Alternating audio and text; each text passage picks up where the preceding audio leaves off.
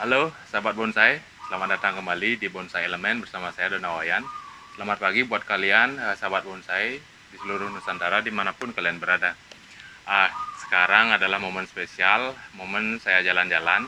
Sesuai dengan janji saya sebelumnya, kita akan mereview pohon dari Aji Dewa Today. Beliau adalah seorang kolektor Asoka dan juga seorang penggelut ataupun penggiat dari organisasi Adenium ya. Jadi kita akan tanya-tanya tentang Adenium, bahkan juga tentang perawatan ataupun di seputar pohon soka ataupun bonsai soka. Kita akan mengulik apa sih rahasianya sampai sokanya ini benar-benar subur, bunganya juga full, dan juga tentang perawatan baik dari pemupukan, media ataupun hal sebagainya. Oke, kita lanjut.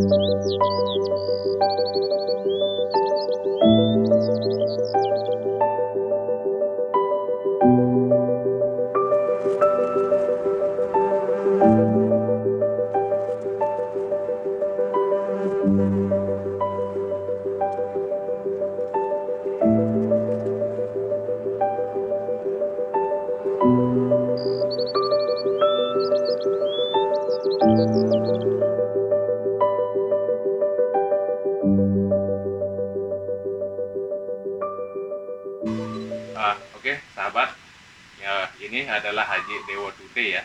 Ya. Lokasinya purinya ini di mana nih, Ji? Ini tepatnya di Gianyar, Gianyar Timur, Desa Sidan, Banjar Sidan Klot. Banjar Sidan Klot ya. Jadi itu jika kalian mempunyai hasrat tentang bagaimana merawat adenium ataupun merawat soka, bahkan pohon yang lain juga banyak seperti jenis serut dan anting putri, kalian bisa lancong ke sini Ji ya. Bisa. Mungkin sharing-sharing ilmu Ji. Tapi Aji sendiri mempunyai profesi yang tergolong cukup sibuk. Kalau mungkin hari Sabtu Minggu ya weekend ya, mungkin ada di Puri ya. Atau bisa langsung chat dengan beliau, meminta waktu kosongnya dan kemudian sharing-sharing tentang pengalaman di adenium ataupun di bonsai. Oke. Ini Ji, kenapa tertarik dengan Asoka Ji? Ini berapa pohon Asoka kira-kira? Kalau di sini dari yang jadilah sampai madya kemarin di Tabanan. Iya. Pohon jadi sampai semua kurang lebih ada 80 sampai 90 lah Pohon. Ya. Asoka. Wow. Jadi kalian bisa bayangkan dari yang prospek sampai yang jadi. Jadi ya, dari yang bahan setengah jadi sampai yang sudah madya, berarti sudah sudah menempuh kematangan, bisa dikatakan jadi untuk jenis Asoka. Ya. Tentu Haji mau berbagi dengan sahabat bonsai dimanapun mereka berada tentang jenis Asoka, mengalami kesulitan ataupun mengalami kendala dalam perawatan sebuah bonsai Asoka. Kita mulai dari medianya, Ji. Media yang dipakai ini apa biasanya? Kalau media, media yang paling saya gunakan adalah pasir malang halus. Pasir malang halus. Ya, yang kita beli di Ayak lagi. Di Ayak. Untuk campurannya sendiri, pasir malang yang halus sekitar 60-70%. Ya. Setelah itu media untuk komposnya sendiri itu daun terembesi. Daun terembesi. Ya, daun terembesi. Kalau di Bali kayak daun suar namanya. Daun suar yang sering ada di bypass tuh untuk peneduh. Oh, pohon suar. Ya, pohon suar. Oh iya, di Bali. Kalau untuk umumnya sih daun terembesi namanya. Kecil dia. Itu saya fermentasi sendiri. Jadi untuk khusus untuk media Asoka saya bikin sendiri. Setelah itu untuk osmokot juga untuk tambahan. Kalau yang sudah pembentukan. Kalau dari awal kalau dari awal biasanya saya mendapatkan pengiriman pohon, yang sering sih dari Lampung. Dari Lampung ya? Ya, dari Lampung. Teman-teman di Lampung yang sering untuk pohon asoka. Yang besar-besar ya? Ya lumayan. Enggak sih yang besar yang lumayan, artinya bahan dari sana yang paling terbanyak. Yang terbanyak ya? Ya. Itu hasil dongkelan atau budidaya mungkin? Dongkel. Kalau budidaya sih enggak. Dongkelan ya? Dongkelan. Oh iya. Nah, mungkin karena usia dari asoka ini kan puluhan tahun dia. Puluhan tahun ya. Kalau kemungkinan orang yang transmigrasi dari Bali, dari Bali ke sana, ya. Dia di sana kan kalau kita kan pakai bunga paca, mitir yang seperti itu kalau untuk bikin canang. Oh iya. Nah, orang-orang di sana inilah yang digunakan sebagai media canang. Makanya di sana kembang kertas yang Singapura itu banyak. Ya. Yang ini apa namanya? Untuk asoka, itulah dibuat bahan baku untuk pembuatan canang. Sehingga di sana lebih terkenal bunga canang namanya. Oh, bunga canang. Sora sendiri di sana lebih terkenal dengan bunga canang. Ya, jadi begitu sahabat. Canang itu adalah sebuah sajian dalam bentuk upacara di agama Hindu. Kemungkinan tadi penjelasan Dewa banyak orang Bali ataupun orang Hindu yang transmigrasi ke sana. Itu mungkin dari tahun 80-an ya. 70-an ya. 70-an. Jadi mereka mengembangkan hal seperti soka ini demi kepentingan adat ataupun agama. Ya, jadinya bunga soka ini lebih terkenal dengan namanya bunga canang. Artinya sesajen untuk upacara ataupun kegiatan dalam upacara agama Hindu. Itu tadi daun rembesi. Kalau itu digantikan dengan hal yang lain, mungkin sahabat bonsai tidak mengenal dengan jenis daun itu, atau bisakah kita membuat sebuah simulasi pengganti dari hal tersebut? Bisa saja. Yang penting kompos dia sangat rentan terhadap, menurut saya nih ya, dia paling gini untuk kotoran hewan seperti tai kambing atau sapi, dia agak rentan dia sehingga daunnya menguning seperti itu. Agak panas mungkin dia. Media yang paling cocok itu cuma istilahnya kompos daun ya. Ya, kompos daun. Bisa diganti tanah subur mungkin. Kalau tanah subur kebanyakan kan diisi juga kotoran hewan juga. Campuran tanah subur. Tapi saya untuk pengalaman saya sendiri sih itu saja. Nah, untuk baru dongkel biasanya datang pohon, kalau bisa isi media dari sana sedikit, tidaknya isi media hasil pegangan pegangan. Setelah itu masuk sini harus dengan netral itu istilahnya pasir malang saja, tidak isi hal yang lain ya. Setelah dia mulai terubus baru boleh kita masuk artinya kompos untuk osmokotnya juga. Kalau sudah terubus mulai ada perakaran serabut baru kita boleh. Jadi seperti itu sahabat. Jadi Dewanya seperti penjelasan tadi, biasanya milih bahan itu kalau bisa istilahnya distabilin dulu. Begitu nyampe, jadi medianya itu steril, netral.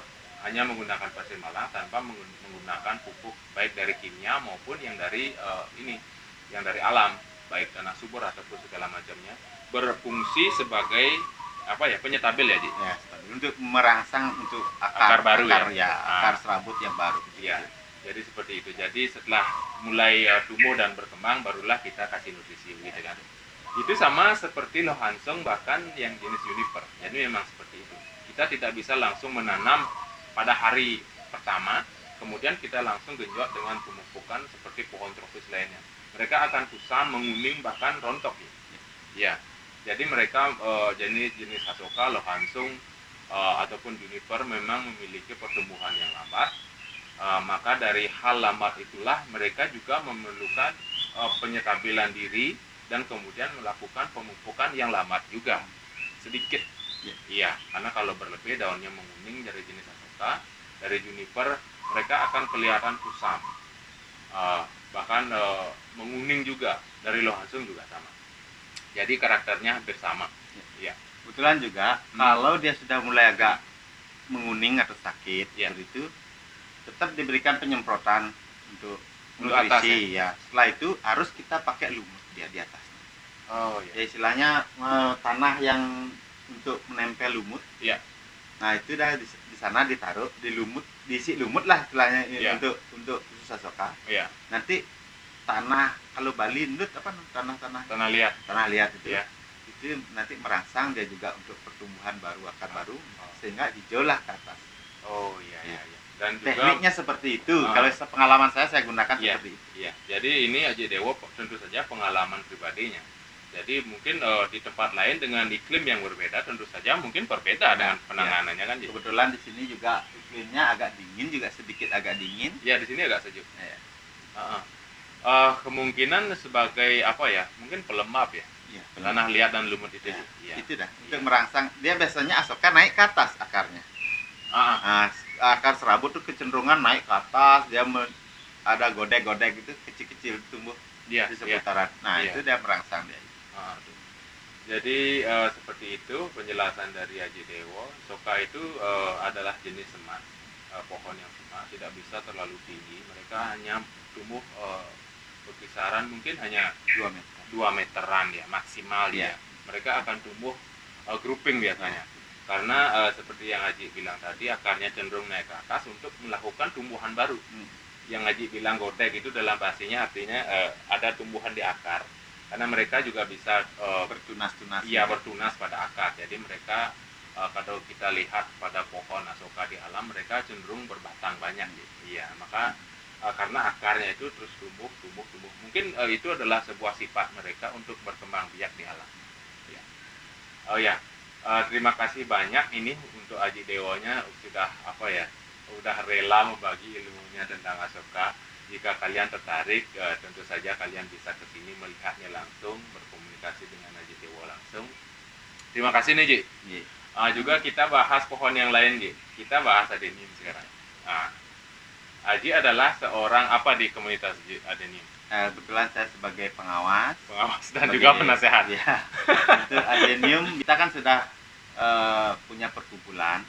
Untuk adenium kita beri nama Baladewa. Kebetulan sudah terdaftar di Kemenkumham, di mana sudah terdaftar. Baladewa artinya? Bali Adenium Dewata. Bali Adenium Dewata, Baladewa.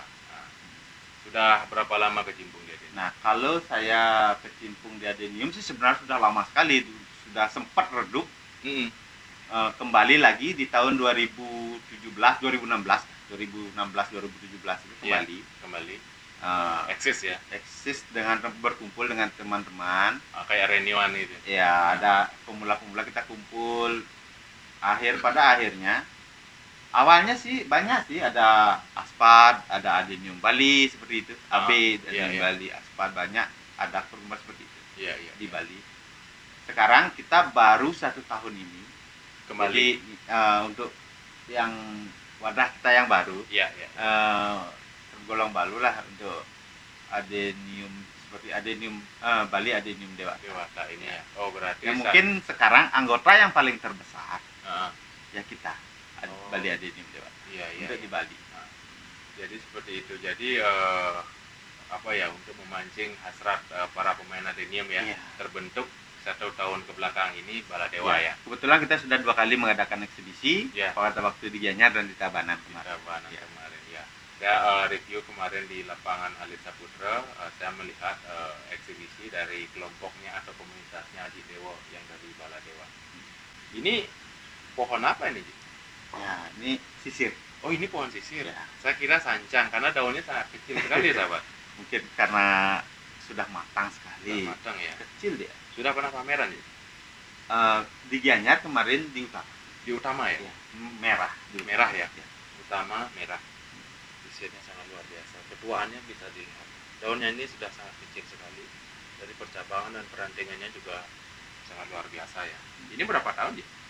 Nah, di sini ke 4-5 tahunan lah di sini. Di sini ya? Awalnya punyanya Pak Kardinal kalau nggak salah saya. Pak Kardinal ya, Haji Kardinal ya. Wow. Mungkin kalau tidak salah saya kemungkinan soalnya saya tidak mengikuti dulu. Setelah saya dapat info bahwa dia yang pegang. Di sini sudah 4-5 tahun ya. Wow. Ini perawatannya gimana aja untuk pohon sisir? Mungkin kalau ini sih media biasa saja seperti halnya yang lain. Iya, pasir malang, kompos, mungkin kotoran hewan. Iya. Untuk osmokot. Sejenis pohon tropis juga ya. Untuk pemotongan daun juga 6 bulan sekali. Kita pruning total. Total ya, digundul ya. Jadi untuk mecah rantingnya atau cucu rantingnya ya. Ini kalau dipamerkan, ini tampil daun apa tampil gundul, Ji? Kebetulan kemarin saya tampil daun. Oh iya. Nah, rencana sih untuk kedepannya karena sudah rapat seperti ini, mungkin tampil gundul ya. Oh, mungkin nanti di bulan 4 di Gianyar tampil gundul ya. Jadi menampilkan ruang kosongnya, menampilkan percabangan dan pengrajin. Pokoknya sangat luar biasa. Nanti kita akan keliling-keliling juga untuk melihat koleksi bonsai dari Haji. Oke sahabat, kita lanjut.